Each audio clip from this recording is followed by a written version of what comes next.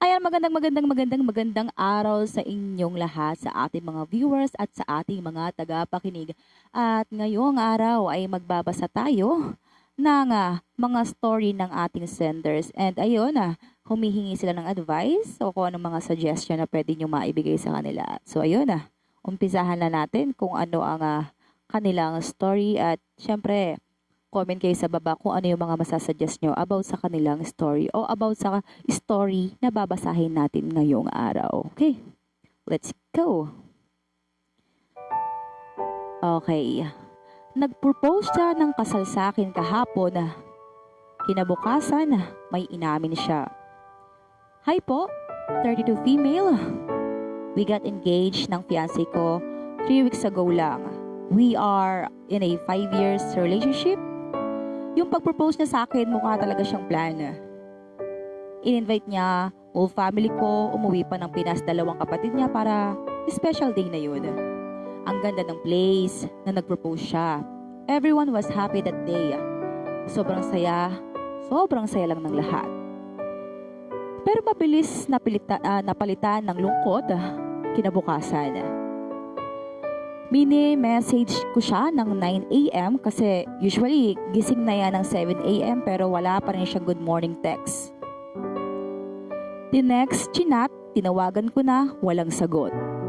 Nagko-condo siya at mag-isa siya na nakatira doon kaya kahit family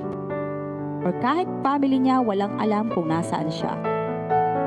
Nag-worry na ako kasi 9 p.m. na noon wala pa rin siyang message. Until one of his close friend guy messaged me. Says, si Brian nasa ospital. Yan lang ang tinext niya. Ang dami nang tumatakbo sa utak ko na anong nangyari. Malala ba ang kalagayan niya? Nangihina na ako. Itong guy na friend niya, ang tagal sundan ng message niya na nanganak si Ate Mel. Naisip ko pa baka siya ang nagdala sa ospital, baka emergency kasi ate siya ng isang barkada niya. Puntahan ko daw. Inaantay ako ng BF ko sa ospital. Pagdating ko sa room, bungad kong kita sa kanya bit-bit niya yung baby. Iba yung ngiti at saya niya. Walang halos guilt o lungkot. Tsaka siya umamin na anak daw niya yung baby. Gusto niya sa ospital sabihin para di ako mag-skandalo, magsisigaw, lalo na may baby doon. Tulog si Ate Mel nung time na dumating ako. Recently lang daw niya nalaman na tatay siya nung bata. Ayaw na daw sana sabihin ni Ate Mel kasi alam niya planong wedding proposal sa akin ni Bri.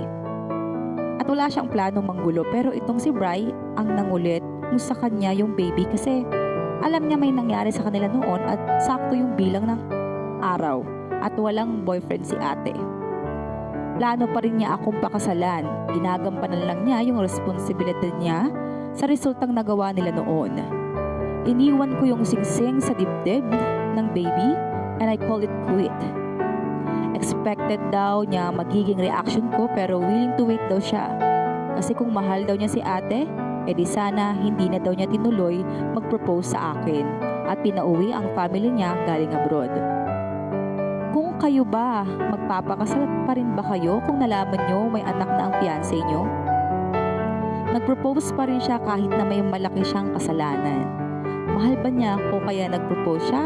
O pang-cover lang niya yon para mabawasan ang kasalanan niya? So kayo guys, kayo viewers, kayo mga tagapakinig, ano sa palagay ninyo? Magpapakasal pa ba kayo o hindi na? Comment nyo na sa baba at babasahin ko yan. Babasahin din ng sender yan kung sakaling mapadaan sa kanya ang video natin na to na naikwento natin ang kanyang story. Good luck mga guys!